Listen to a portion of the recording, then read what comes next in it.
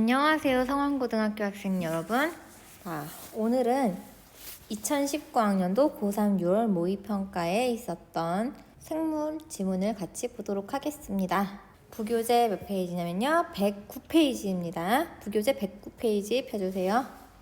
이 지문은 당시에도 상당히 어려운 난이도의 지문과 문제들로 구성되어 있어서 많이 화제였던 그런 지문인데요. 다들 정신 바짝 차리고 수업에 임해주시기 바랍니다. 문제들의 오답률이 상당히 높습니다. 수업을 듣기 전에 미리 문제를 풀어보고 나는 과연 얼마나 많은 문제를 맞출 수 있는지 한번 테스트해보는 것도 좋을 것 같아요. 만약 여러분들이 여기 있는 문제들 중에서 대부분을 맞힌다면 혹은 전체를 다 맞힌다면 굉장히 국어 실력이 뛰어난 학생이라고 볼 수 있겠습니다. 만약 그렇다면 수능 걱정은 안 해도 될 것 같은데요. 자, 그러면 우리 한번 지문의 첫 번째 문단부터 같이 보도록 하겠습니다. 우리는 한 대의 자동차는 개체라고 하지만 바닷물을 개체라고 하진 않는다. 개체라고 하는 중요한 개념이 나왔네요. 어떤 부분들이 모여 하나의 개체를 이룬다고 할 때 이를 개체라고 부를 수 있는 조건은 무엇일까? 자, 일단 여러분들 혹시 개체란 뜻이 무엇인지 모르는 사람들을 위해 말씀드리자면요.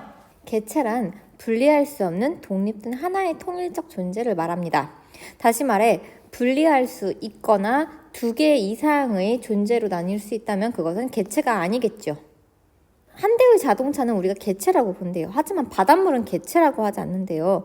왜 그런 걸까요? 자동차는 서로 부품들이 굉장히 서로 밀접한 연관을 가지고 있으면서 하나의 대상으로 볼 수 있는 자동차를 만들어내지만 바닷물 같은 경우에는 바닷물을 이루고 있는 물 분자 하나하나가 아주 긴밀한 연관성을 가지고 있다고 보기는 어렵기 때문이겠죠. 자, 그러면 어떤 부분들이 모여 하나의 개체를 이룬다고 할 때 자, 여기 괄호 한번 쳐볼게요. 이를 개체라고 부를 수 있는 조건은 무엇일까? 자, 이렇게 무엇일까라고 질문을 던진다면 그 문단의 중심 내용은 바로 이 질문에 대한 내용이라고 볼 수 있겠습니다. 자, 그래서 우리가 첫 번째 문단의 중심 내용은 뭐라고 볼 수 있냐면요. 하나의 개체를 이루는 조건, 이렇게 정의할 수 있겠네요. 어떤 것을 개체라고 부를 수 있을까요? 조건이 있는데 먼저 첫 번째 조건, 일단 부분들 사이의 유사성은 개체성의 조건이 될 수 없다. 자, 이런 거 페이크 선지로 많이 나오죠. 부분들 사이의 유사성은 개체성의 중요한 조건이 된다. 이렇게 하면 X가 되겠죠. 유사성은 개체성의 조건이 될 수 없다고 했습니다. 가령 일란성 쌍둥이인 두 사람은 DNA 염기 서열과 외모도 같지만 동일한 개체는 아니다. 그렇죠. 서로 비슷하다고 해서 둘이 같은 하나의 통일된 존재라고 보긴 어렵다는 겁니다. 그래서 이제 진짜 조건이 나오죠. 부분들의 강한 유기적 상호작용이 그 조건으로 흔히 제시된다. 첫 번째 조건 나왔네요. 부분들 사이에 강한 유기적 상호작용. 그러니까 서로가 긴밀하게 연결되어 있어서 서로에게 영향을 줄 수 있는 그런 존재여야지 개체가 될 수 있다는 겁니다. 운전대는 어떤 방향으로 가느냐에 따라서 바퀴에 영향을 주겠죠. 또 바퀴는 이제 엔진에 영향을 주어서 자동차를 달리게 만들겠고요. 그래서 하나의 자동차는 그 자동차를 이루고 있는 부품 하나하나가 서로 영향을 많이 줍니다. 그러니까 하나의 개체라고 볼 수 있는 거겠죠. 그 뒤 계속 읽어볼게요. 하나의 개체를 구성하는 부분들은 외부 존재가 개체에 영향을 주는 것과는 비교할 수 없이 강한 방식으로 서로 영향을 주고받는다. 자, 그럼 첫 번째 문단의 중심 내용 찾아보겠습니다. 바로 개체성의 조건이죠. 개체성의 조건. 자, 무엇이래요? 부분들 사이의 강한 유기적 상호작용이라 그랬죠. 예, 이렇게 첫 번째 문단의 중심 내용은 개체성의 조건, 부분들 사이의 강한 유기적 상호작용이었습니다. 두 번째 문단도 같이 읽어볼게요. 상이한 시기에 존재하는 두 대상을 동일한 개체로 판단하는 조건도 물을 수 있다. 신기하죠? 상이한 시기, 서로 다른 시기에 존재하는 두 가지 대상을 동일한 개체로 판단할 수도 있대요. 신기하죠? 1920년대에 존재하던 어떤 대상과 1950년대에 존재하던 대상이 있는데 그 두 대상을 서로 같은 개체로 판단할 수도 있다는 거예요. 그렇게 판단하는 조건은 무엇일까? 그것은 두 대상 사이의 인과성이다. 밑줄. 두 대상 사이의 인과성.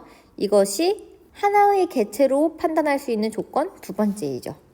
서로 원인과 결과로 끈끈하게 이어져 있어야 된대요. 과거의 나와 현재의 나를 동일하다고 볼 수 있는 것은 강한 인과성이 존재하기 때문이다. 그렇죠. 비록 같은 시기가 아니라고 하더라도 2003년도의 나와 2020년도의 나는 서로 생긴 것도 다르고 키도 다르고 몸무게도 다르지만 하나의 개체라고 판단합니다. 왜 그런 거죠? 과거의 나와 현재의 나를 동일하다고 볼 수 있는 강한 인과성이 예전의 나가 원인이 되어서 현재의 나라는 결과가 생겨났기 때문인 거죠. 과거의 나와 현재의 나는 세포 분열로 세포가 교체되는 과정을 통해 인과적으로 연결되어 있다. 또 나가 세포 분열을 통해 새로운 개체를 생성할 때에도 나와 나의 후손은 인과적으로 연결되어 있다. 비록 나와 나의 후손은 동일한 개체는 아니지만 나와 다른 개체들 사이에 비해 더 강한 인과성으로 연결되어 있다. 그렇다면 나의 후손도 나랑 동일한 개체로 볼 수 있는가? 라고 생각을 해보자면요. 아니요, 없죠. 둘은 분명히 다른 사람이잖아요. 그렇기 때문에 둘은 같은 개체라고 볼 수가 없습니다. 하지만 나의 손녀는 내 친구인 A양의 손녀보다는 훨씬 나와 어때요? 인과성이 더 강하겠죠. 나의 DNA를 많이 물려받았을 것이고 그리고 나의 영향을 어느 정도 받을 것이기 때문에 내가 그 손녀에게 주는 어떤 원인으로서의 인과성이 훨씬 더 강할 수밖에 없습니다. 자, 그래서 두 번째 문단의 중심 내용 우리가 알 수 있습니다. 뭐예요? 개체성의 조건. 여기도 역시 개체성의 조건이었는데 아까 첫 번째 문단이 개체성의 조건 1이었다면 여기서는 개체성의 조건 2가 되겠죠. 바로 두 대상 사이의 강한 인과성입니다. 두 대상 사이의 강한 인과성. 다음 세 번째 문단 같이 읽어볼게요. 개체성에 대한 이러한 철학적 질문은 생물학에서도 중요한 연구 주제가 된다. 생명체를 구성하는 단위는 세포이다. 생물학에서는 하나의 개체를 어떻게 정의하느냐 이런 문제로 갈 수 있다는 거예요. 그렇다면 생물학에서는 하나의 개체를 어떻게 과연 보고 있을까요? 먼저 생명체를 구성하는 단위는 세포라고 할 수 있습니다. 세포는 생명체의 고유한 유전 정보가 담긴 DNA를 가지며 이를 복제하여 증식하고 번식하는 과정을 통해 자신의 DNA를 후세에 전달한다. 자, 여기 세포에 네모 쳐볼게요. 그리고 밑줄. 생명체의 고유한 유전 정보가 담긴 DNA를 가지고 이를 복제하고 증식하고 번식하는 과정을 통해 자신의 DNA를 후세에 전달한다. 자, 이것은 세포의 바로 역할이라고 볼 수 있겠죠. 세포가 하는 역할이 뭐래요? DNA를 가지는 역할, 그리고 DNA를 복제하고, 그리고 이 DNA를 증식시키고, 그리고 번식해서 그래서 자신의 DNA를 후세에 전달하는 역할을 한대요. 세포는 사람과 같은 진핵생물의 진핵세포와 박테리아나 고세균과 같은 원핵생물의 원핵세포로 구분된다. 자, 이번에는 세포의 구분이 나왔습니다. 세포를 구분하자면 뭐랑 뭐로 나눌 수 있대요? 1번 진핵세포. 사람과 같이 복잡한 생명체를 이루고 있는 진핵생물의 진핵세포. 그 다음에 박테리아나 고세균과 같이 아주 단순한 생물체에 쓰이는 원핵생물의 원핵세포. 이렇게 진핵세포와 원핵세포 두 개로 구분이 된대요. 그 다음에 이 진핵세포와 원핵세포는 각각 어떤 존재인지 설명을 하고 있습니다. 진핵세포는 세포질에 막으로 둘러싸인 핵이 있고 그 안에 DNA가 있지만 원핵세포는 핵이 없다. 딱 봐도 진핵세포는 고등생물에 쓰이는 세포니까 상당히 복잡하고 원핵세포는 좀 단순하다. 이렇게 볼 수 있겠습니다. 또한 진핵세포의 세포질에는 막으로 둘러싸인 여러 종류의 세포소기관이 있으며 진핵세포의 세포질에는 세포소기관이 있대요. 그리고 그 세포소기관 중 미토콘드리아는 세포 활동에 필요한 생체 에너지를 생산하는 기관이다. 많이 들어봤을 거예요. 에너지를 생산하는 기관인 미토콘드리아. 대부분의 진핵세포는 미토콘드리아를 필수적으로 가지고 있다. 여러분들의 이해를 돕기 위해 그림을 한번 가져와 봤습니다. 원핵세포와 진핵세포의 구조를 비교하고 있는 그림인데요. 보다시피 원핵세포는 그냥 DNA가 세포막 안에 이렇게 들어가 있는 단순한 구조이죠. 그에 비해서 진핵세포 같은 경우는요, 훨씬 더 복잡해 보이죠. 안에 원핵세포와는 달리 핵이 존재하고 있습니다. 그리고 보면 세포줄 속에 훨씬 더 다양한 세포 소기관들이 여러 개 보이죠. 이런 세포 소기관 중에는 원핵세포에는 없는 미토콘드리아도 있다고 합니다. 아마 모양으로 봐선 이게 미토콘드리아 같네요. 이렇게 대부분의 진핵세포는 미토콘드리아를 필수적으로 가지고 있대요. 자, 그러면 세 번째 문단의 중심 내용 뭐가 되겠습니까? 바로 세포의 역할과 그리고 세포를 무엇으로 구분할 수 있는지 세포의 구분이 되겠죠. 세포의 역할은 생명체의 고유한 유전 정보가 담긴 DNA를 복제해서 증식, 번식해서 후세에 전달하는 것이고요. 세포는 원핵세포와 진핵세포로 구분된다고 그렇게 얘기했죠. 그 다음에 네 번째 문단 보도록 하겠습니다. 이러한 미토콘드리아가 원래 박테리아의 한 종류인 원생 미토콘드리아였다는 이론이 20세기 초에 제기되었다. 공생발생설 또는 세포 내 공생설이라고 불리는 이 이론에서는 자, 우리가 배우는 핵심 주제인 공생발생설의 내용이 등장했습니다. 무엇이래요?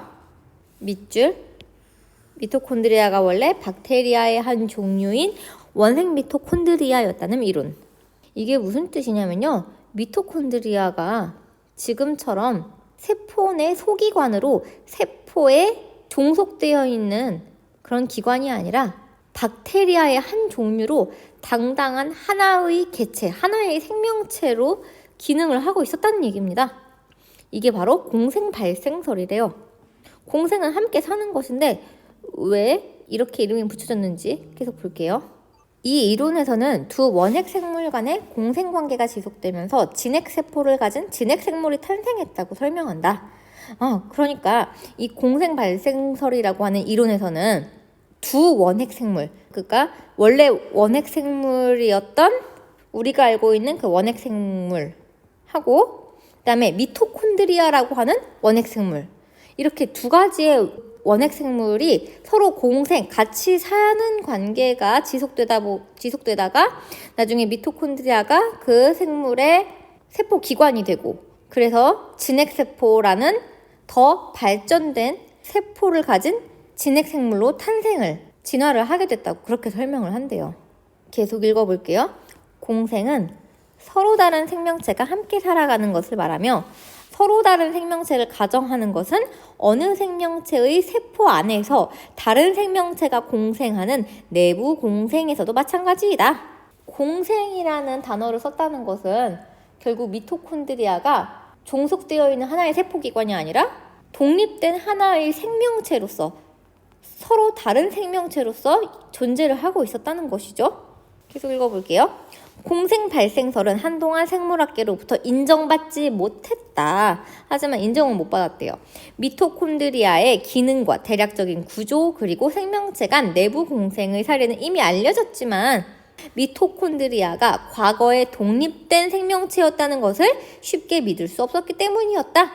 근데 지금은 그냥 세포 내에서 에너지를 만들어내는 하나의 세포 기관으로 우리가 잘 알고 있잖아요. 그러니까 그냥 개체 안에 존재하는 하나의 일부분일 뿐인 게 너무 당연하단 말이에요. 그런데 얘가 예전에는 하나의 독립된 생물체였다고 믿을 수 없어 이렇게 돼버린 거죠. 그리고 한 생명체가 세대를 이어가는 과정 중에 돌연변이와 자연선택이 일어나고 이로 인해 종이 진화하고 분화한다고 보는 전통적인 유전학에서 두 원핵 생물의 결합은 주목받지 못했다. 네, 그리고 이 전통 유전학에서는 진화를 한다는 것은 하나의 생명체가 돌연변이를 내부에서 일으키거나 혹은 조금 더 나은 생명체만 살아남아서 자연적으로 선택을 받는 환경에 적응을 잘하는 그런 개체들이 자연적으로 남아서 진화를 하게 된다는 그런 이론이었기 때문에 하나의 생명체가 변하는 것이지 두 개의 생명체가 합쳐지고 결합해서 또 다른 생명체를 만든다는 것은 전통적인 유전학에서는 설명하기가 좀 어려운 그런 내용이었던 거예요. 그래서 역시 인정받지 못했대요. 계속 읽어볼게요. 그러다가 시간이 흐르니까 바뀌었나 봐요. 전자현미경의 등장으로 미토콘드리아의 내부까지 세밀히 관찰하게 되고, 미토콘드리아 안에는 세포핵의 DNA와는 다른 DNA가 있으며, 자, 이제 미토콘드리아도 하나의 개별적인 생명체였어라는 그런 근거가 발견이 된 겁니다. 첫 번째 근거 뭐요? 미토콘드리아 안에는 세포핵의 DNA와는 다른 DNA, 자신만의 고유한 DNA가 있었대요. 그러니까 미토콘드리아가 별개의 생명체니까 자신만의 고유한 DNA를 자신이 속해 있는 세포의 핵과는 구별되는 그런 DNA를 가지고 있었던 거죠. 자, 두 번째는요. 단백질을 합성하는 자신만의 리보솜을 가지고 있었대요. 네, DNA도 고유하게 가지고 있고 리보솜도 자신만의 고유한 걸로 가지고 있었으니 옛날에는 하나의 별개의 생명체가 아니었을까? 충분히 우리가 생각해 볼 수 있겠죠. 이런 사실이 밝혀지면서 공생 발생설이 새롭게 부각되었다. 자, 그래서 네 번째 문단의 중심 내용은 뭐냐면요. 공생 발생설이라는 것이 뭐냐, 그리고 이것이 어떻게 등장했고 처음에는 잘 관심을 못 받다가 어떻게 주목을 받게 됐는지, 그런 내용이 담겨져 있죠. 그래서 라의 중심 내용은 공생 발생설의 등장과 부각이라고 볼 수가 있겠습니다. 다음 다섯 번째 문단 내용 볼게요. 공생 발생설에 따르면 진핵 생물은 원생 미토콘드리아가 고세균의 세포 안에서 내부 공생을 하다가 탄생했다고 본다. 자, 이 문단의 어떤 중심 내용이라고 볼 수 있겠습니다. 밑줄 쳐볼게요.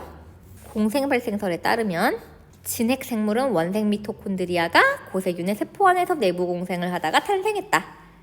원생 미토콘드리아는 지금처럼 세포 소기관으로 존재하는 그런 미토콘드리아와는 달리 자신만의 고유한 생명체로서의 개체로서의 존재를 가지고 있는 그런 미토콘드리아가 원생 미토콘드리아겠죠. 그러니까 그런 원생 미토콘드리아가 고세균은 이름에서 알 수 있듯이 아주 옛날에 존재했던 옛고자죠. 그러니까 단세포로 되어 있는 어떤 미생물의 한 종류인데 원시적인 상태의 원생 생물로서의 세균을 말하는 겁니다. 그런 고세균의 세포 안에서 고유한 생물체로서 내부 공생을 하다가 그렇게 이것이 발전돼서 진핵 생물이 되었다는 거예요. 고세균의 핵의 형성과 내부 공생의 시작 중 어느 것이 먼저인지에 대해서는 논란이 있지만 고세균은 세포질에 핵이 생겨 진핵 세포가 되고, 자, 여기서 고세균이 무엇이 되었는지 나왔죠? 고세균은 세포질에 핵이 생겨 진핵세포가 되고, 그러니까 고세균은 진핵세포가 되었고요. 원생 미토콘드리아는 세포 소기관인 미토콘드리아가 되어 라고 했습니다. 도식으로 정리하자면요. 고세균이 있었어요. 그럼 이 내부에서 하나의 독립된 생물체로서 존재하고 있는 원생 미토콘드리아가 있었어요.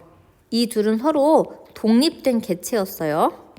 자, 그런데 이게 진화 과정을 거쳐서 어떻게 바뀌었냐면요. 고세균은 진핵세포가 되고 핵을 가지고 있는 좀 더 복잡한 세포가 되었대요. 여긴 안 나와 있지만 뭐 핵도 생겼겠죠. 그리고 원생 미토콘드리아는 진핵세포의 세포 소기관인 미토콘드리아로, 우리가 지금 현재 알고 있는 미토콘드리아로 바뀌었다는 거죠. 이렇게 해서 이때의 진핵세포와 미토콘드리아는 서로 독립된 개체가 아니라 미토콘드리아가 진핵세포 안에 포함되어 있는 존재로 진핵세포라고 하는 하나의 통일된 개체를 이루고 있는 겁니다. 이해되시죠? 자, 그러면 이 미토콘드리아가 원래는 하나의 개별적인 생물체였던 원생 미토콘드리아였다는 그 근거가 뭔지 한번 계속 읽어볼게요. 미토콘드리아가 원래 박테리아의 한 종류였다는 근거는 여러 가지가 있다. 자, 먼저 첫 번째 근거는요. 박테리아와 마찬가지로 새로운 미토콘드리아는 이미 존재하는 미토콘드리아의 이분 분열을 통해서만 만들어진다. 박테리아가 번식하는 방법이 자기 자신을 두 개로 나누는 이분 분열을 통해서 만들어지는데 미토콘드리아도 자기 자신을 두 개로 쪼개는 그런 이분 분열을 통해서 만들어진대요. 박테리아와 되게 비슷한 번식 과정을 보이는 거죠. 그다음에 두 번째, 미토콘드리아의 막에는 진핵세포막의 수송 단백질과는 다른 종류의 수송 단백질인 포린이 존재하고, 수송 단백질이 뭐냐면 무기 양분의 이동과 흡수를 담당하는 세포막에 있는 단백질을 수송 단백질이라고 하는데, 진핵 세포막에 있는 수송 단백질과 미토콘드리아에 있는 수송 단백질은 서로 다른 종류래요. 미토콘드리아에 있는 단백질은 포린이라고 하는 자신만의 고유한 단백질인 거죠. 그다음에 세 번째 근거, 미토콘드리아에는 박테리아의 세포막에나 있는 카디오리핀이라는 물질이 존재한대요. 박테리아의 세포막에 있는 물질과 미토콘드리아의 세포막에 있는 물질이 똑같이 카디오리핀이라는 것도 미토콘드리아가 박테리아의 한 종류였다는 근거가 되는 거죠. 그다음에 네 번째, 미토콘드리아의 리보솜은 진핵세포의 리보솜보다 박테리아의 리보솜과 더 유사하다.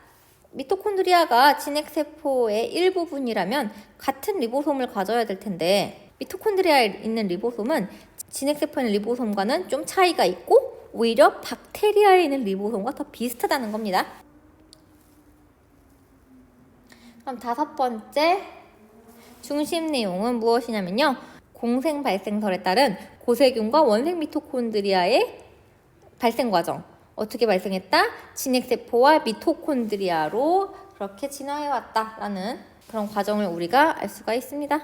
다섯 번째 중심 내용, 공생 발생설에 따른 진핵생물의 발생 과정, 그리고 그 뒤에서 추가로 어째서 원생 미토콘드리아를 박테리아의 한 종류로 볼 수 있는지 그 근거에 대해서도 좀 얘기를 했죠. 자, 다음 마지막 6문단의 내용 한번 읽어볼게요. 미토콘드리아는 여전히 고유한 DNA를 가진 채 복제와 증식이 이루어지는데도, 미토콘드리아와 진핵세포 사이의 관계를 공생관계로 보지 않는 이유는 무엇일까? 하지만 현재 생물학에서는 미토콘드리아가 진핵세포 안에 살고 있는 또 다른 별개의 생물체라고 보지 않고 진핵세포 안에 속해 있는 작은 기관, 소기관으로 보고 있잖아요. 왜 그렇게 보고 있을까요? 왜 미토콘드리아와 진핵세포는 서로 개별적인 생물체, 공생관계가 아닌 걸까요? 자, 또 이렇게 질문이 나왔으니까 여섯 번째 문단의 중심 내용이 무엇인지도 알 수 있겠죠? 미토콘드리아와 진핵세포 사이의 관계를 공생관계로 보지 않는 이유 무엇일까? 두 생명체가 서로 떨어져서 살 수 없더라도 각자의 개체성을 잃을 정도로 유기적 상호작용이 강하지 않다면 그 둘은 공생관계에 있다고 보는데, 두 생명체가, 자, 여기 중요한 얘기가 나왔습니다. 두 개체가 서로 떨어져서 살 수 없더라도, 자, 뭐뭐 하더라도 이런 거는 약간 페이크 문제로 나중에 나오기가 되게 쉬워요. 뭐뭐 할 수 없더라도 뭐뭐 한다면 뭐뭐이다, 그렇게 한다면, 이거 되게 함정으로 나오기가 좋은 거거든요. 자, 무슨 말이냐면요, 우리가 예를 들어서 두 생명체가 서로 떨어져서 살 수가 없는 거예요. 만약에 A가 죽으면 B도 같이 죽는 거죠. 자, 예를 들어서 사람 몸에 살고 있는 기생충을 생각해 볼게요. 만약에 사람이 죽게 되면 그 기생충은 다른 생명체로 옮기는데 성공하지 않고 그냥 계속 그 몸속에 남아있다면 숙주와 함께 죽게 되겠죠. 그러니까 기생충은 자신의 숙주와 떨어져서 혼자서는 살 수가 없어요. 하지만 그렇다고 해서 사람과 기생충이 서로 같은 하나의 개체이냐? 그렇다면 그렇게 볼 수는 없다는 겁니다. 그렇게 서로 유기적 상호작용이 강하지 않거든요. 그렇기 때문에 그 둘은 하나의 개체가 아니라 두 개의 개체가 함께 살고 있는 관계, 바로 공생관계라고 볼 수 있는 거죠. 만약에 이게 페이크로 나온다면은 A와 B가 있는데 A는 B 없이 살 수 없고 B는 A 없이 살 수 없다. 그럼 둘은 하나의 개체인가? 아니라는 겁니다. 하나의 개체라고 보기 쉽지만 둘이 서로 떨어져서 살 수 없다고 하더라도 유기적 상호작용이 크지 않다면 공생관계라고 봐야 된다는 거죠. 계속 읽어볼게요. 미토콘드리아와 진핵세포 간의 유기적 상호작용은 둘을 다른 개체로 볼 수 없을 만큼 매우 강하기 때문이다. 그런데 미토콘드리아와 진핵세포는 이 둘을 별개의 생명체로 보는 게 아니라 하나의 생명체로 묶어서 본대요. 왜냐면 이 둘 사이의 유기적 상호작용이 둘을 별개의 개체로 볼 수 없을 만큼 매우 강하기 때문이래요. 미토콘드리아가 개체성을 잃고 세포 소기관이 되었다고 보는 근거는 진핵세포가 미토콘드리아의 증식을 조절하고, 자, 첫 번째 근거요. 진핵세포가 미토콘드리아의 증식을 조절한대요. 미토콘드리아 혼자서 번식을 할 수는 없다는 얘기예요. 미토콘드리아가 아까 이분 분열을 한다고 그랬잖아요. 그런데 그 이분 분열이 자기 마음대로 할 수 있는 게 아니라 진핵세포에 의해서 조절이 된대요. 그래서 진핵세포가 자신을 복제하여 증식할 때 미토콘드리아도 함께 복제하여 증식시킨다는 것이다. 진핵세포가 자신을 복제할 때에만 미토콘드리아도 자기들 자신을 복제해서 이분 분열을 할 수 있다는 겁니다. 혼자서 독립된 번식을 할 수 없다는 거. 그것이 바로 둘을 하나의 개체로 볼 수 있는 근거가 되는 거죠. 자, 두 번째 근거는요. 미토콘드리아의 유전자의 많은 부분이 세포핵의 DNA로 옮겨가 미토콘드리아의 DNA 길이가 현저히 짧아졌다는 것이다. 미토콘드리아에 있는 유전자의 아주 상당수 많은 부분이 세포핵에 있는 DNA로 옮겨갔대요. 그러니까 DNA를 서로 공유하는 그런 사이라는 거죠. 그리고 미토콘드리아의 유전자가 어떻게 그렇게 많이 옮겨졌는지 알 수 있는 근거가 그 증거로 미토콘드리아 DNA 길이가 아주 짧아졌대요. 전달을 많이 하다 보니까. 자, 세 번째. 미토콘드리아에서 일어나는 대사 과정에 필요한 단백질은 세포핵의 DNA로부터 합성된다. 미토콘드리아가 자신의 에너지를 만드는 그런 대사 과정에 필요한 단백질이 어디서부터 온대요? 세포핵의 DNA로부터 합성된대요. 그러니까 미토콘드리아가 자신의 단백질을 독립된 생물체처럼 자기가 스스로 만들어내는 것이 아니라 세포핵에 있는 DNA로부터 단백질이 합성되면 그것을 전달받아서 미토콘드리아가 에너지를 낼 수 있다는 얘기인 거죠. 또 네 번째, 미토콘드리아의 DNA에 남은 유전자 대부분은 생체 에너지를 생산하는 역할을 한대요. 미토콘드리아의 DNA에 남은 유전자는 미토콘드리아 그 자체를 위해서 쓰이는 것이 아니라 몸 전체에 있는 에너지를 생산하는 역할, 그러니까 진핵세포까지도 같이 움직일 수 있는 그런 에너지를 생산하는 역할을 하기 때문에 미토콘드리아가 유기적으로 미치는 영향이 큰 거죠. 이런 것을 보았을 때 미토콘드리아는 별개의 생명체가 아니라 진핵세포 안에 존재하는 세포 소기관, 하나의 개체의 한 부분으로 볼 수 있다는 겁니다. 그래서 사람의 미토콘드리아는 37개의 유전자만 있을 정도로 DNA 길이가 짧대요. 왜냐하면 세포에게 DNA로 유전자의 많은 부분이 옮겨졌기 때문이겠죠. 그래서 마지막 문단의 중심 내용 뭐냐면요. 바라고 적어봐야겠죠.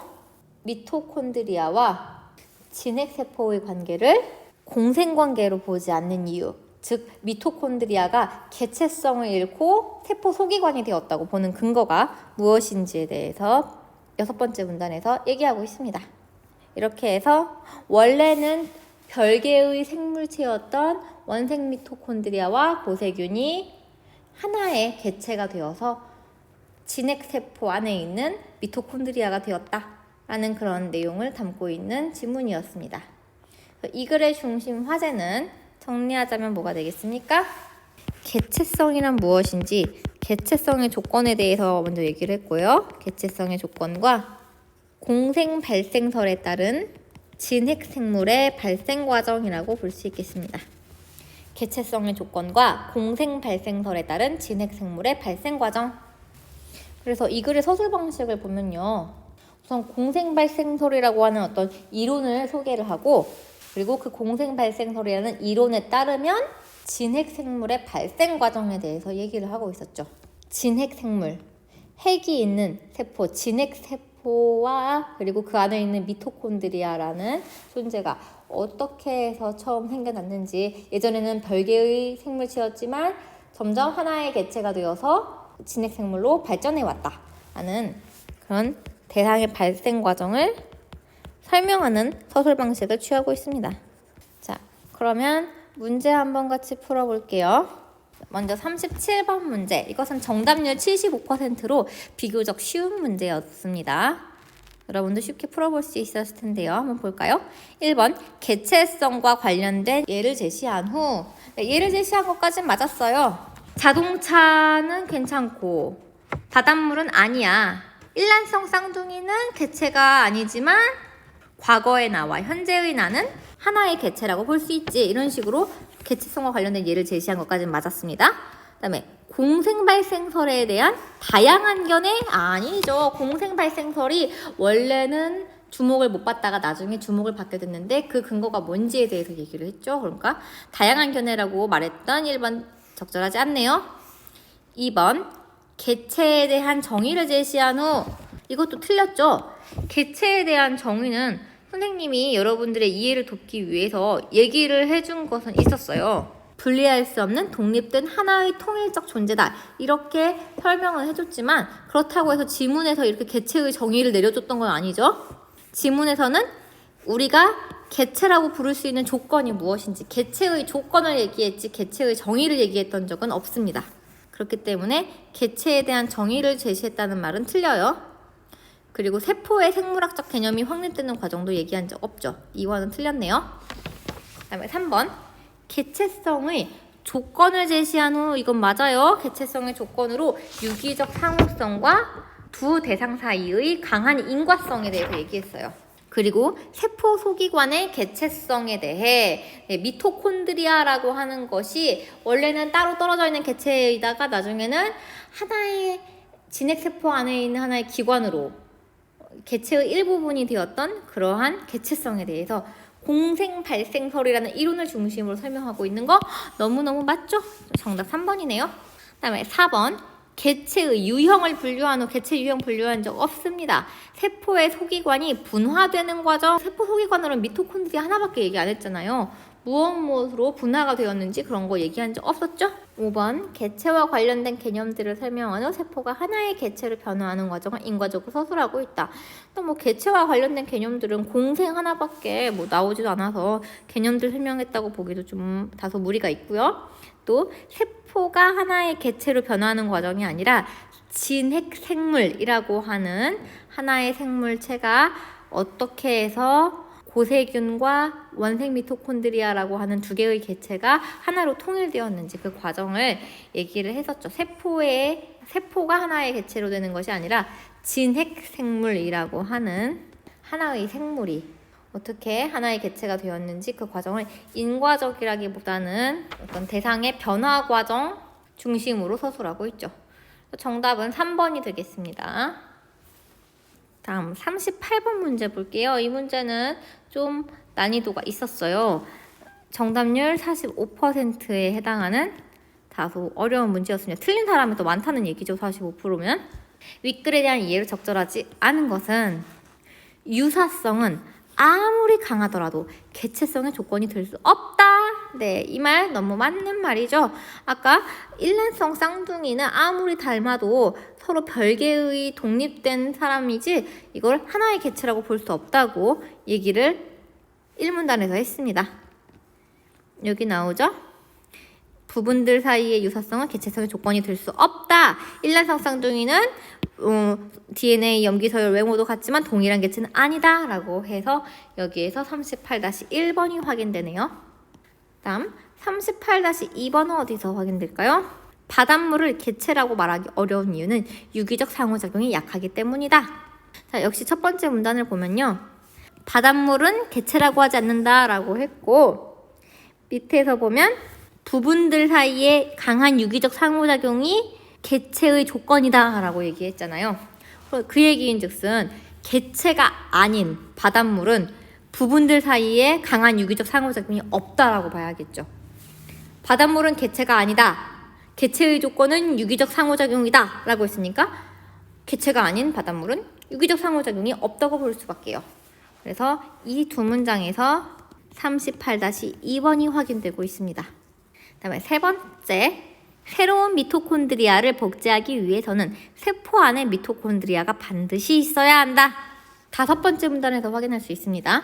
박테리아와 마찬가지로 새로운 미토콘드리아는 이미 존재하는 미토콘드리아의 이분 분열을 통해서만 만들어진다 라고 했죠. 이 얘기는 이미 미토콘드리아가 존재하고 있어야지 그것을 자기 자신을 반으로 가르는 이분 분열을 통해서 새로운 미토콘드리아를 만들 수 있다고 했어요. 그러니까 세포 안에 미토콘드리아 반드시 있어야지만 자기 자신을 다시 둘로 나눠서 미토콘드리아를 복제할 수가 있겠죠. 그래서 새로운 미토콘드리아를 복제하기 위해서는 세포 안에 이미 미토콘드리아가 반드시 있어야 된다. 근데 없는데 어떻게 반으로 쪼개겠어요? 있어야지 반으로 자신을 쪼갤 수 있겠죠? 그래서 3번은 맞는 말입니다. 그 다음에 4번.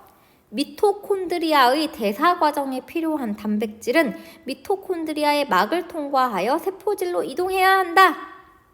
자, 이 얘기는 어디와 관련이 있냐면 6문단 중간에, 마지막 문단 중간에서 확인할 수 있죠. 미토콘드리아에서 일어나는 대사 과정에 필요한 단백질은 세포에게 DNA로부터 합성되고 라고 했습니다. 그 미토콘드리아의 대사 과정에 필요한 단백질이 어디에서부터 만들어진대요? 세포 핵에 있는 DNA로부터 합성되어서 만들어진대요. 그 얘기는 세포 핵에서 만든 게 미토콘드리아로 전달된다는 거죠.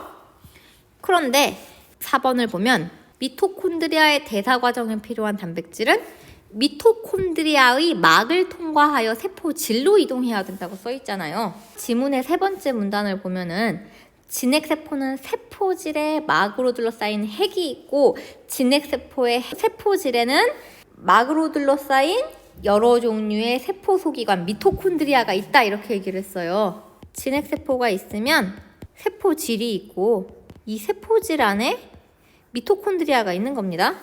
근데 4번 선지를 보면 미토콘드리아의 이 막을 통과해서 단백질이 세포질로 이동한다 그랬죠. 하지만 6문단을 보면 단백질은 세포질에 있는 핵에서부터 미토콘드리아로 이동한다 그랬잖아요. 그러니까 미토콘드리아에서 세포질 바깥으로 옮겨지는 게 아니라 세포핵의 DNA에서 합성된 단백질이 세포질을 거쳐서 미토콘드리아로 들어가겠죠.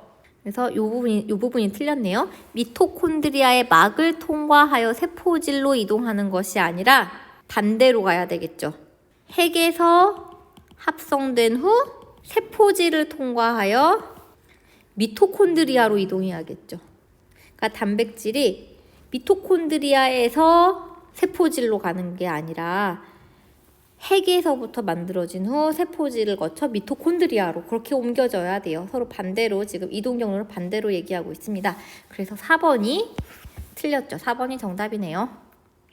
요 38번 문제는 약간 어려울 수밖에 없는 게 지문에 있는 하나의 문장에서 근거를 찾는 것이 아니라 3번째 문단과 6번째 문단 2개를 합쳐서 봐야 돼요. 여기 6번째 문단에 있는 단백질은 세포핵의 DNA로부터 합성된다라는 말과 진핵세포는 세포질의 막으로 둘러싸인 핵이 있고 또 진핵세포의 세포질에는 막으로 둘러싸인 여러 종류의 세포 소기관이 있는데 그 중에 미토콘드리아가 있다.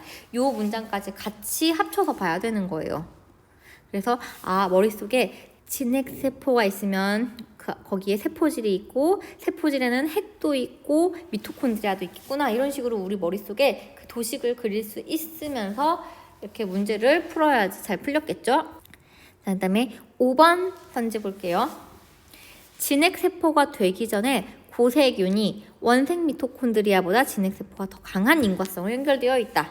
요것은 5번째 문단에 근거가 있는데요. 5번째 문단 보면은 고세균은 세포질에 핵이 생겨 진핵세포가 되었고 원생 미토콘드리아는 세포 소기관인 미토콘드리아가 되었다고 써 있잖아요. 다시 말해서 고세균의 후손이 진핵세포이고 원생 미토콘드리아의 후손이 우리가 알고 있는 세포 소기관인 미토콘드리아인 것이죠. 그래서 진핵세포가 되기 전의 고세균은 원생 미토콘드리아보다 진핵세포와 더 강한 인과성을 연결되어 있다. 진핵세포의 선조가 고세균이잖아요. 그러니까 자신과는 다른 원생 미토콘드리아보다는 자신의 직접적인 선조인 고세균과 더 강한 인과성으로 당연히 연결되어 있겠죠. 요것의 근거는 여기에서도 있는데요. 나가 세포 분열을 통해 새로운 개체를 생성할 때에도 나와 나의 후손은 인과적으로 연결되어 있다. 비록 나와 나의 후손은 동일한 개체는 아니지만 나와 다른 개체들 사이에 비해 더 강한 인과성으로 연결되어 있다. 이렇게 얘기하고 있어요. 그러니까 고세균과 진핵세포는 서로 다른 개체이긴 하지만 그래도 고세균의 후손이 진핵세포이니까 그 고세균과 진핵세포 사이의 인과성은 다른 애들과 진핵세포 사이의 인과성보다 훨씬 강하다라고 이렇게 이 문단에서 얘기를 하고 있는 거죠. 그래서 선조와 후손 관계로 연결되어 있는 고세균과 진핵세포 간의 인과성은 다른 것과 진핵세포의 인과성보다는 훨씬 더 강한 인과성으로 연결되어 있는 게 맞겠죠? 그래서 5번은 맞는 말입니다. 정답은 몇 번이다? 4번이다 라는 것을 우리가 알 수가 있습니다. 그 다음 39번 문제 볼게요. 윗글을 참고할 때 기억의 이유로 가장 적절한 것은, 자, 기억이 뭐냐면요, 여기 나와 있죠? 공생 발생설은 한동안 생물학계로부터 인정받지 못했다. 왜 인정받지 못했대요? 여기 나와 있죠. 미토콘드리아의 기능과 대략적인 구조, 생명체 간의 내부 공생의 사례는 이미 알려졌지만 미토콘드리아가 과거에 독립된 생명체였다는 걸 쉽게 믿을 수가 없었기 때문에, 그러니까 과거에 독립된 생명체였다는 걸 쉽게 믿을 수가 없어서, 그리고 또 전통적인 유전학에서는 설명하기 어려운 내용이라서 이런 식으로 얘기를 했었습니다. 그럼 문제 한번 풀어볼게요. 가장 적절한 것은 1번 진핵세포가 세포 소기관을 가지고 있다는 사실을 알지 못했기 때문이다. 진핵세포가 세포 안에 소기관, 미토콘드리아를 가지고 있다는 걸 몰라서 그랬을까요? 아니죠. 그건 알고 있었어요. 진핵세포, 그래, 안에 세포 소기관 있고 미토콘드리아 있어. 근데 뭐? 그렇다고 해서 옛날에 얘네 둘이 서로 다른 개체였다고? 둘이 서로 다른 별개의 생물체로 공생했다고? 말이 돼? 이렇게 얘기한 거잖아요. 그러니까 1번은 이 사실을 알지 못해서가 아니라 알고도 그렇게 생각을 했던 거죠. 그다음에 2번 공생 발생설이 당시의 유전학 이론에 어긋난다는 근거가 부족했기 때문이다. 만약에 어긋난다는 근거가 부족했으면 공생 발생설을 인정해 줬겠죠.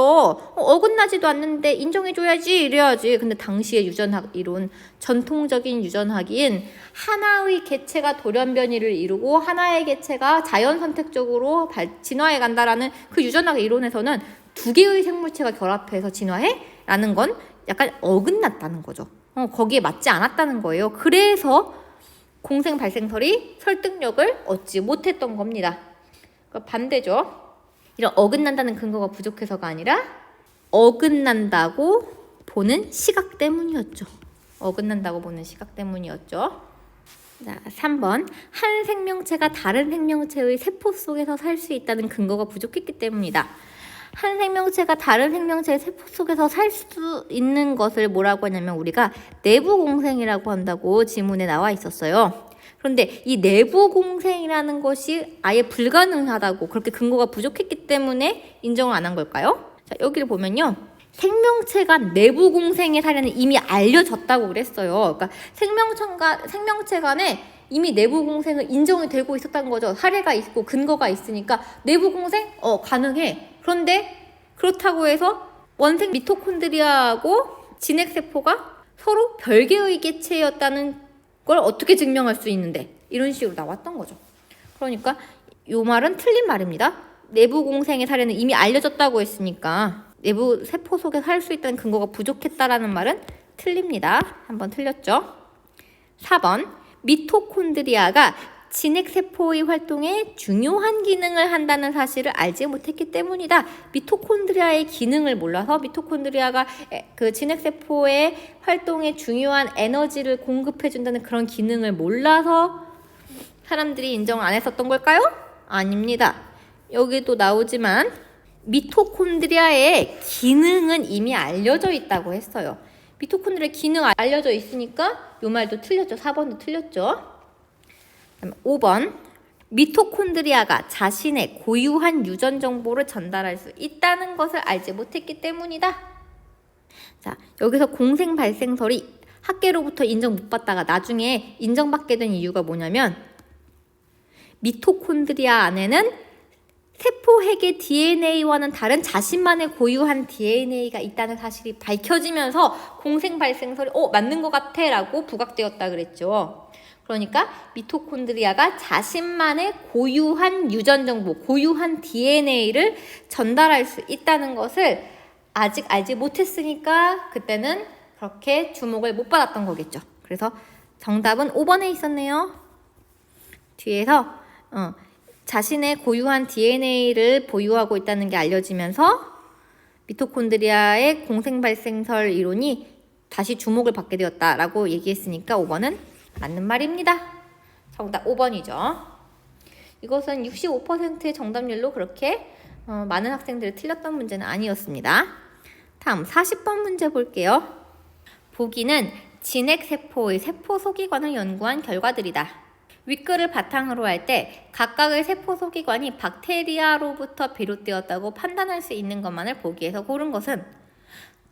지문을 보면 진핵세포의 세포 소기관으로는 그 미토콘드리아 하나만 나왔었어요. 그리고 그 미토콘드리아는 박테리아에서 발생되었다고 그렇게 얘기가 되었었죠. 자, 그러면 그러한 판단 근거가 무엇인지 한번 같이 봅시다. 기억. 세포 소기관이 자신의 DNA를 가지고 있다는 것과 이분 분열을 한다는 것을 확인하였다. 이것은 미토콘드리아가 원래 하나의 개체, 하나의 별개의 박테리아에서부터 비롯되었다는 근거가 기억은 충분히 될 수가 있겠네요. 왜냐하면 자신만의 DNA를 가지고 있다는 것이 공생발생설을 부각시키는 원인이 되었다고 앞서 나왔었죠. 그리고 또 이분 분열을 한다는 건 원래 박테리아에서 하는 번식 방법인데 똑같이 미토콘드리아도 이분 분열을 하기 때문에 그래서 이 공생 발생설이 있는 근거가 된다고 얘기했었어요. 여기 나오죠. 미토콘드리아가 자신만의 DNA가 있다는 사실이 밝혀지면서 공생 발생설이 새롭게 부각되었고, 또 여기 보면 미토콘드리아가 원래 박테리아의 한 종류였다는 근거로는 요거 박테리아와 마찬가지로 새로운 미토콘드리아는 이미 존재하는 미토콘드리아 이분 분열을 통해서 만들어진다. 박테리아와 똑같은 번식 방법 이분 분열을 통해서 미토콘드리아도 분열한다 라고 얘기했으니까 이것을 통해 미토콘드리아는 박테리아로부터 비롯되었구나 라는 것을 알 수가 있습니다. 그러니까 여기에 있는 세포 소기관이 박테리아로부터 비롯되었다 라는 요 주장은 결국 뭐랑 똑같냐면 공생 발생설과 똑같은 겁니다. 옛날에는 별개의 생물체였지 미토콘드리아가 박테리아나 마찬가지인 원생 생물이었지 라고 얘기하는 이론이 바로 공생 발생설이잖아요. 그러니까 한마디로 여기서 보기 중에서 공생 발생설의 근거를 찾아라 라고 알면 되겠습니다. 그 다음에 니은을 볼게요. 세포 소기관이 여기서 세포 소기관은 미토콘드리아라고 바꿔서 읽어주면 됩니다. 미토콘드리아가 자신의 DNA를 가지고 있다는 것과 요거는 자신의 DNA를 가지고 있는 건 근거가 되죠. 그런데 진핵세포의 리보솜을 가지고 있다? 진핵세포의 리보솜을 가지고 있으면 둘이 하나의 개체지 별개의 개체였다는 공생 발생설의 근거가 될 수 없겠죠. 그리고 실제로도 보면요. 지문에서 미토콘드리아의 리보솜은 진핵세포의 리보솜보다 박테리아의 리보솜과 더 유사하다 이렇게 얘기했어요. 그러니까 진핵세포의 리보솜과는 좀 다르고 박테리아 리보솜과 더 비슷하다라고 했으니까 이 니은은 틀린 거죠. 이렇게 바꿔줬으면 맞는 말이었겠죠. 진핵세포의 리보솜이 아니라 박테리아의 리보솜과 유사한 리보솜 이렇게 바꿔줬으면 니은도 맞는 말이 되었었겠죠. 그래서 니은은 틀렸습니다. 다음에 디귿 볼게요. 세포 소기관이 막으로 둘러싸여 있다는 것과 막에는 수송 단백질이 있는 것을 확인하였다. 네, 이 얘기는 지문에 있긴 있었어요. 세포 소기관은 막으로 둘러싸여 있다는 얘기도 있었고 그 막에는 수송 단백질이 있다고도 했는데요. 미토콘드리아의 막에는 진핵세포막에 있는 수송 단백질과는 다른 종류의 수송 단백질인 포린이 존재한다라고 했어요. 그러니까 그냥 수송 단백질이 있다는 것은 미토콘드리아가 옛날에 별개의 생물체였다는 근거가 될 수는 없어요. 진핵세포랑은 다른 자신만의 고유한 수송 단백질이 있었어. 이렇게 해야지 서로 별개의 개체로 공생했다는 근거가 되겠죠. 그러니까 디귿은 틀립니다. 그냥 수송 단백질이 있다는 것만으로는 근거가 될 수가 없어요. 그냥 수송 단백질이 아니라 진핵세포의 수송 단백질과는 다른 수송 단백질, 이렇게 바꿔줘야겠죠. 진핵세포의 수송 단백질과는 다른 수송 단백질이 있는 것을 확인해야지. 미토콘드리아가 진핵세포랑은 약간 별개의 생물체로서 옛날에 존재했었겠구나 라고 우리가 추측할 수 있겠죠. 그래서 디귿도 아닙니다. 그 다음에 리을, 세포 소기관이 막으로 둘러싸여 있다는 것과 막에는 다량의 카디오리핀이 있는 것을 확인하였다 라고 했는데, 카디오리핀 어디 나오냐면 여기 있습니다. 미토콘드리아의 막에는 박테리아의 세포막에서나 볼 수 있는 카디오리핀이 존재한다. 미토콘드리아가 마치 박테리아처럼 박테리아의 세포막에 있는 카디오리핀이라는 물질이 존재한대요. 그러니까 미토콘드리아 옛날엔 박테리아로 하나의 별개의 생물체였나 봐, 이런 근거가 될 수 있다는 거죠.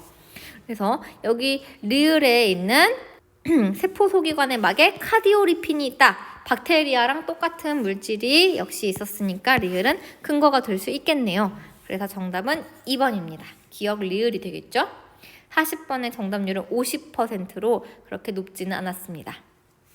자, 그 다음에 41번 문제. 오늘의 가장 난이도가 높은 문제로 정답률 무려 15%를 자랑하는 문제입니다. 정답률 15%란 얘기는 85%의 사람들이 이 문제를 틀렸다는 얘기입니다. 한번 같이 읽어볼까요? 윗글을 바탕으로 보기를 이해한 내용을 적절하지 않은 것은, 보거는 테트로도톡신이라는 신경독소를 가지고 있지만, 보거 알죠? 여러분들 먹는 물고기 말이에요. 이 테트로독신을 스스로 만들지 못하고 체내에서 서식하는 미생물이 이를 생산한다. 보거 안에 미생물이 있는데 그 미생물이 독을 만들어낸대요. 보거는 독소를 생산하는 미생물에게 서식처를 제공하는 대신 포식자로부터 자신을 방어할 수 있는 무기를 갖게 되었다. 만약 보거의 체내에 있는 미생물을 제거하면 보거는 독소를 가지지 못하나 생존에는 지장이 없었다. 네, 그럼 이 보거랑 미생물의 관계는 어떤 관계예요? 공생관계이겠죠. 보거라는 개별적인 생물체와 미생물이라고 하는 개별적인 생물체가 서로 같이 살고 있는 공생관계입니다.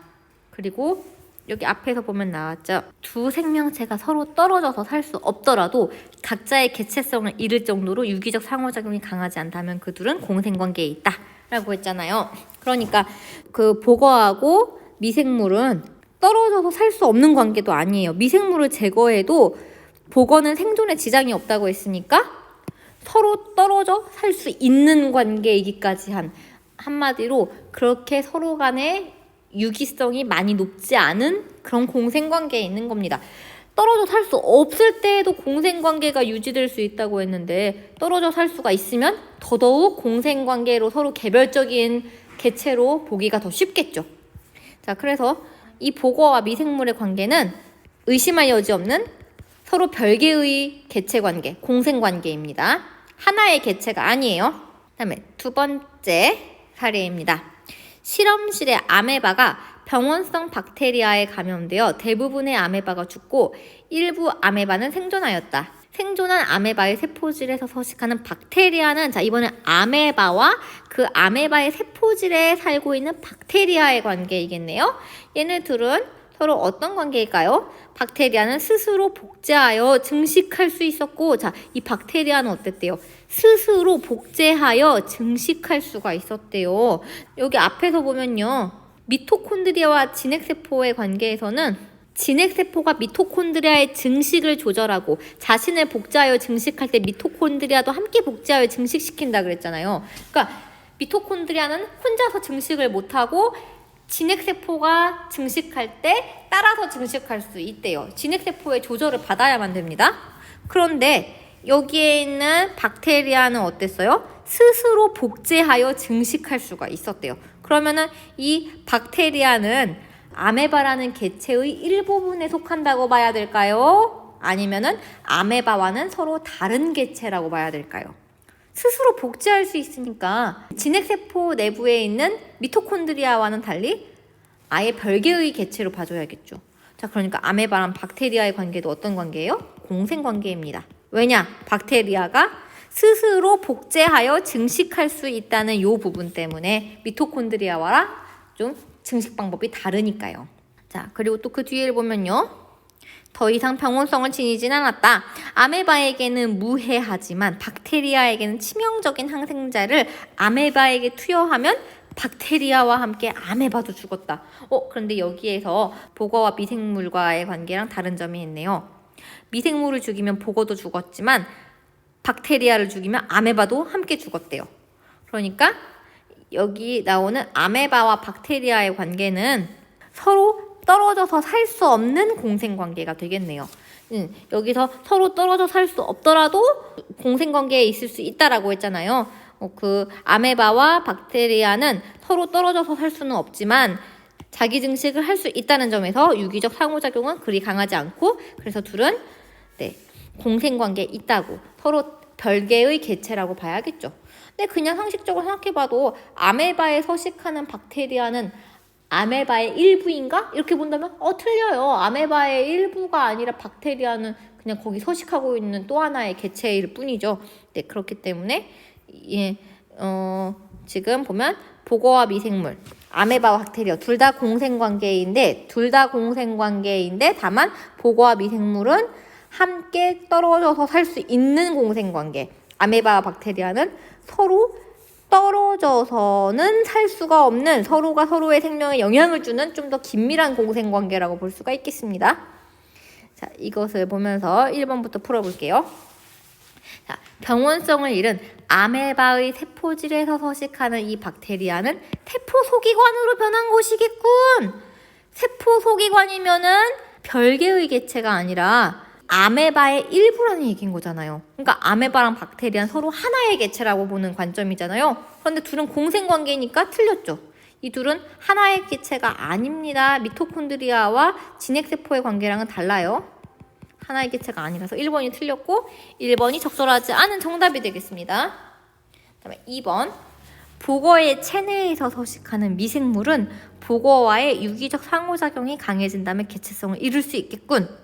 여기서 이 복어의 체내에서 서식하는 미생물과 복어는 서로 일단은 공생관계예요. 그런데 둘의 유기적 상호작용이 엄청나게 강해지면서 이 둘이 뗄래야 뗄 수 없는 관계가 되고, 복어가 번식을 할 때 미생물도 같이 복제가 되면서 번식하고 뭐 이런 식으로 서로가 서로에게 영향을 엄청나게 미치게 된다면, 미생물의 유전자의 많은 부분이 복어의 DNA로 옮겨가서 미생물의 DNA 길이가 막 짧아지고 뭐 이런 일까지 있어진다면, 그렇다면 개체성을 잃고 둘이 하나가 될 수도 있겠죠. 하지만 아직은 아니에요. 둘은 서로의 생과 사도 함께하지 못하는 그런 서로 유기성이 약한 존재이기 때문에 즉 현재는 공생관계인 거죠. 하지만 유기성이 강해진다면, 조건을 달았잖아요. 이렇게 강해진다면 개체성을 잃을 수도 있겠죠. 나중에 진화하면서 어떻게 바뀔지는 모르는 일입니다. 2번은 맞는 말이죠. 그 다음에 3번. 복어의 세포가 증식할 때 복어의 체내에서 독소를 생산하는 미생물의 DNA도 함께 증식하는 것은 아니겠군. 복어와 미생물은 서로 공생관계로 별개의 개체잖아요. 그러니 복어가 증식한다고 해서 미생물의 DNA도 함께 증식하는 건 당연히 아니겠죠. 이렇게 서로가 함께 증식하는 것은 하나의 개체일 때 가능한 일인데 공생관계에서는 발생하지 않기 때문에 3번도 맞는 말이 되겠습니다. 그렇게 된 건 아니겠고 맞는 말이죠. 4번. 아메바의 세포질에서 서식하는 박테리아가 개체성을 잃었다면, 자, 여기 잃었다면이라고 개체성을 잃었다라고 하는 게 아니라 이렇다면이라고 지금 조건을 건 겁니다. 그러니까 보기와는 서로 약간 다르게 조건이 걸릴 수도 있는 거예요. 지금 비록 보기에서는 서로 공생관계로 서로 다른 관계이지만 서로 별개의 개체이지만, 만약 이 아메바에 서식하는 박테리아가 개체성을 잃었다고 가정을 하는 겁니다. 그러니까 둘이 하나라고, 하나의 개체라고 가정을 하는 겁니다. 그렇게 되면 가정하는 것 자체는 틀릴 수는 없죠. 아메바의 세포질에서 서식하는 박테리아의 DNA 길이는 짧아졌겠군. 그렇겠죠. 왜냐면 여기 보면 하나의 개체가 돼버리면 미토콘드리아 유전자의 많은 부분이 세포에게 DNA로 옮겨가 미토콘드리아 DNA 길이가 현저히 짧아졌다라고 그랬잖아요. 그러니까 박테리아의 DNA의 많은 부분이 아메바의 DNA로 옮겨져서 박테리아 DNA 길이가 짧아질 수가 있겠죠. 서로가 하나의 개체가 되다 보면 DNA의 전달이 일어날 수가 있습니다. 만약 개체성을 잃었다면 DNA 길이가 짧아졌다는 그런 가정은 맞는 말이 됩니다. 선생님, 하지만 보기에서 분명히 아메바와 박테리아는 서로 별개의 생물체로 공생관계라고 하셨잖아요. 그런데 개체성을 잃었다니요. 그럼 틀린 거 아니에요? 라고 물어볼 수 있겠지만 아까 말했듯이 보기와 다른 조건을 그냥 내거는 것 자체는 가정을 하는 것이기 때문에 틀렸다고 보기는 어렵습니다. 나중에 진화를 하고 바뀌다 보면 시간이 흐르면 언젠가 박테리아가 개체성을 잃게 될지도 모르는 일이거든요. 그러니까 가정을 한다고 해서 틀린 선지라고 볼 수는 없어요. 4번은 맞는 말입니다. 그 다음에 5번, 아메바의 세포질에 서식하는 박테리아와 아메바 사이의 관계와 복어와 독소를 생산하는 미생물 사이의 관계는 모두 공생관계이겠군. 보기만 봤을 때는 둘이 서로 유기성이 굉장히 낮기 때문에 둘 다 공생관계라는 말은 맞는 말입니다. 그래서 정답은 몇 번이 되겠다고요? 1번이 되겠습니다. 그 다음에 42번 문제, 드디어 마지막 문제네요. 문맥상 A에서 E와 바꿔쓰기에 적절하지 않은 것은 이라고 했죠. A 부분을 보면요. 세 번째 줄에 있죠. 어떤 부분들이 모여 하나의 개체를 이룬다고 할 때 부분들이 개체를 이룬다 라는 거는 부분이 모여 개체를 구성한다 이렇게 바꿔서도 적절하겠네요. 그 다음에 B는 세 번째 문단 중간에 있습니다. 진핵세포는 세포질의 막으로 둘러싸인 핵이 있고, 진핵세포는 세포질에 핵이 있고 라고 했는데 여기서 핵이 있다는 것은 진핵세포 안에 핵이라는 물질이 존재한다 라고 바꿔도 너무 적절하고 자연스럽죠. 그래서 B도 2번도 맞는 말이겠네요. 그 다음에 3번, C는 세 번째 문단 마지막 줄에 있습니다. 대부분의 진핵세포는 미토콘드리아를 필수적으로 가지고 있다라고 했거든요. 진핵세포가 미토콘드리아를 가지고 있다는 건 진핵세포가 미토콘드리아를 보유하고 있다는 것과 똑같은 말이 되겠죠. 여기서 보유한다는 건 가지고 있거나 간직하고 있다는 뜻이기 때문에 미토콘드리아를 가지고 있다는 뜻과 통하죠. 그래서 3번도 맞는 말이 되겠습니다. 4번을 보면요. D는 어떠어떠한 사실이 밝혀지면서 라는 말에서 밑줄이 쳐져 있었는데요. 이렇게 사실이 밝혀진다라는 거는 그동안 드러나 있지 않았는데 그것이 새롭게 알려졌다는 것을 의미하죠. 근데 조명된다는 건요, 뭐 예전에 몰랐던 사실이 아니라 그냥 어떤 것을 부각시킨다라는 의미가 될 수 있어요. 그런데 조명은 좀 밝게 비치다라는 뜻이기 때문에 어떤 것에 사람들이 초점을 맞출 수 있도록 주목할 수 있게 비추는 거지. 그러니까 아예 몰랐던 사실을 확 드러나게 한다는 의미는 아니거든요. 그래서 조명보다는 판명되면서라고 바꿔야지 더 적절한 표현이 되겠습니다. 그래서 정답 4번이죠. 그 다음에 2. 새로운 미토콘드리아는 이분 분열을 통해 만들어진다 라고 하고 만들어진다에 밑줄 치고 이것을 생성된다로 바꿀 수 있다고 했어요. 여기서 만들어진다는 건 없다가 생겨나게 되다, 사물이 생겨났다 이런 뜻이잖아요. 근데 생성도 새롭게 만들어지는 걸 뜻하는 그런 단어이기 때문에 미토콘드리아가 이분 분열을 통해 생성된다라고 해도 똑같은 뜻이 되겠습니다. 그래서 정답은 4번이게 되겠죠? 네. 42번은 85% 정답률로 높은 정답률을 보이고 있습니다. 자, 오늘 이렇게 좀 어렵고 난이도가 있는 지문과 문제들을 봤는데 좀 어려우셨죠? 질문 있으면 줌수업을 통해서 꼭 하고 넘어가 주세요. 다들 너무너무 고생 많았습니다. 수고하셨어요.